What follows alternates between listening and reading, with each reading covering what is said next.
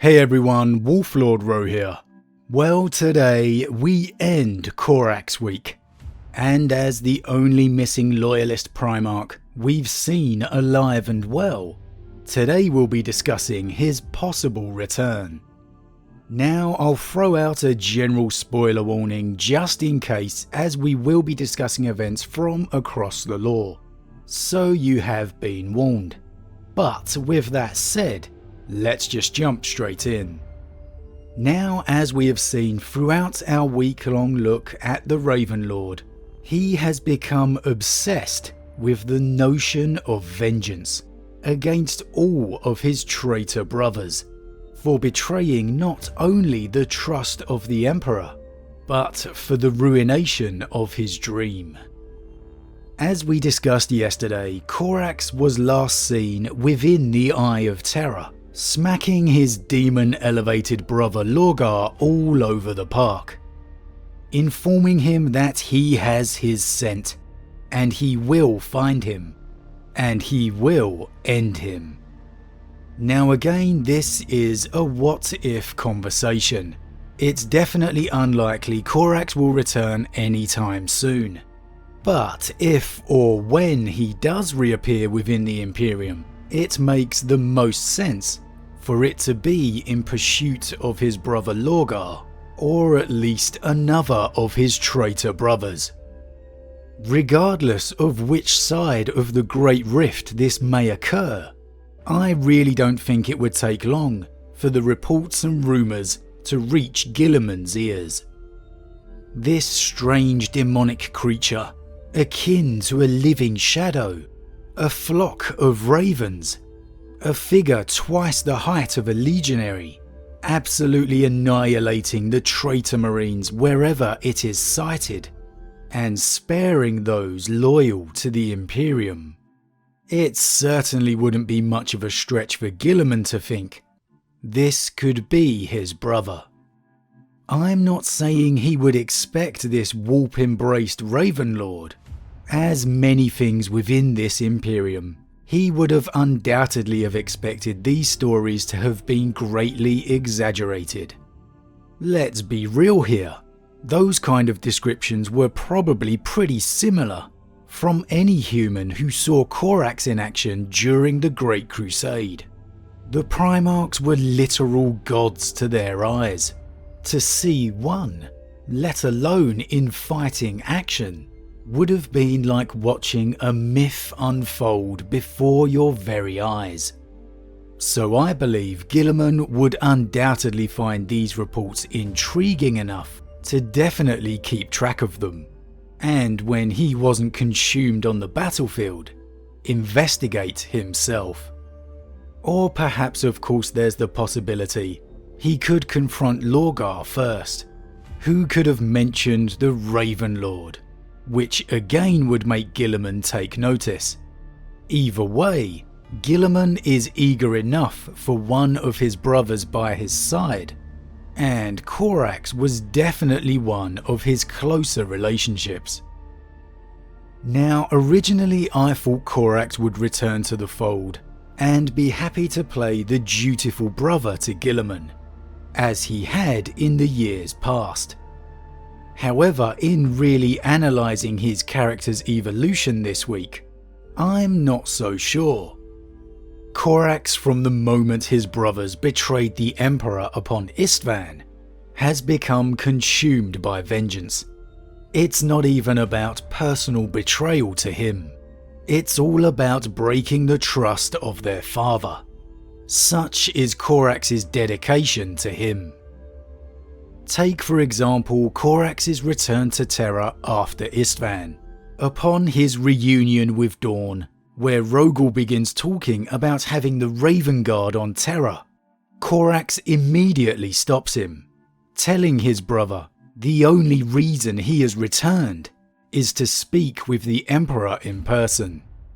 And of course Malcador and Rogel continue to object, with Rogel telling his brother as Lord Commander he insists he will stay on Terra, like it or not.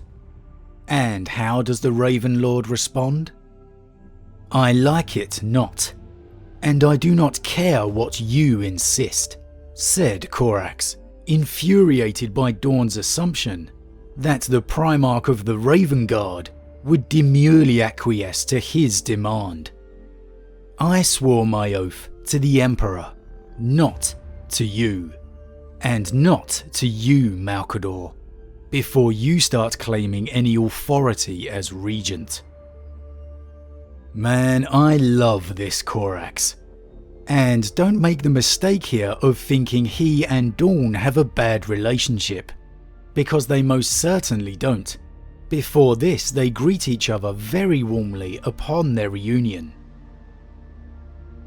So the more I've come to think about it, the more I believe that while a Corax and Guilliman reunion would undoubtedly be a very joyous moment, in which both brothers would be elated to see the other alive, the moment Guilliman starts acting like Corax is back in the fold, and decreeing where he will be most needed, just as Rogal Dawn did all those millennia ago, the exact same response would occur. Corax informing his brother that he is going after their traitor kin, no matter what.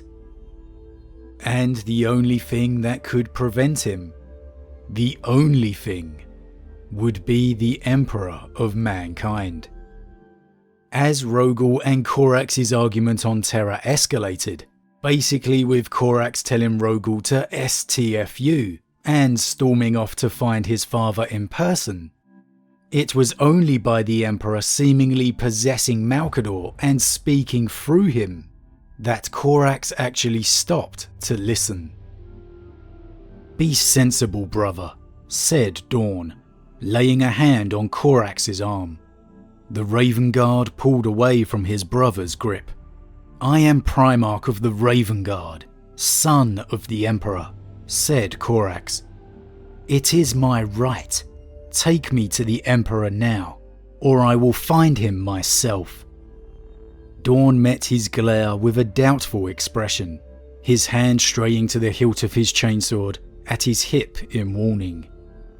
Enough. I will brook no dispute in my palace. Corax and Dawn looked at Malcador, though the voice was deep and resonant, unlike the whisper of the Sigillite. Malcador's eyes shone with golden light, his face a mask of happiness. His lips moved again, as though divorced from the rest of his body, and he held out a gnarled hand surrounded by a shimmering aura. My Emperor. Dawn lowered to one knee and bowed his head. I am sorry for causing conflict. Do you not share your brother's shame? Said the voice through Malcador's flesh, as the Sigillite's golden eyes turned on the Primarch of the Raven Guard. My apologies, father, said Corax, dropping to one knee beside Dawn. Now here in this conversation, Corax asks his father for his guidance, telling him his wish to take vengeance on Horus and the others, to atone for what he believes to be his failure upon Istvan. And this whole encounter really goes to show you just how highly the Emperor feels for Corax. Despite being strained upon the Golden Throne, he takes the time to expend the effort in speaking with his son, showing Corax the situation he is in, explaining the Webway project and the existence of demons, which is a moment many other Primarchs do not get.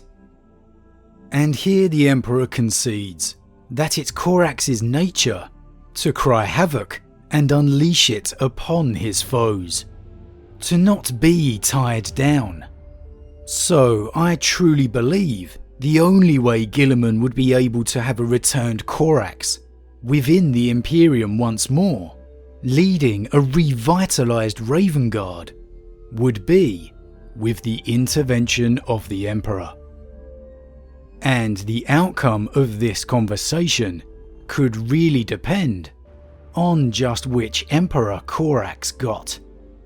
If it's the same humanity-drained matter-of-fact Emperor that Guilliman was reunited with upon his return to Terra, then in all honesty, that would probably be the best for Guilliman. Because whatever plan he instructed Guilliman to enact, he would in all likelihood tell Corax to aid him, to follow his brother's orders. And regardless of Corax's newfound enhanced state, he would undoubtedly listen. Because if there's one thing we have established over the week, Corax, no matter what, is fanatically loyal to his father. He will do whatever his father asks.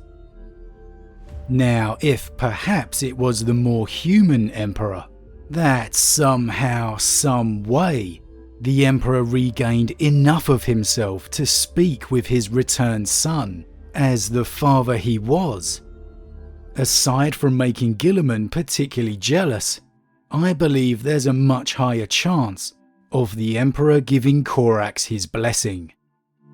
Yes, there's a possibility in him telling Corax his presence is needed to help defend the Imperium, but in all likelihood, I think the former is more likely, because the Emperor always indulged his sons with their impulses and characters, because really that's how he designed them to be.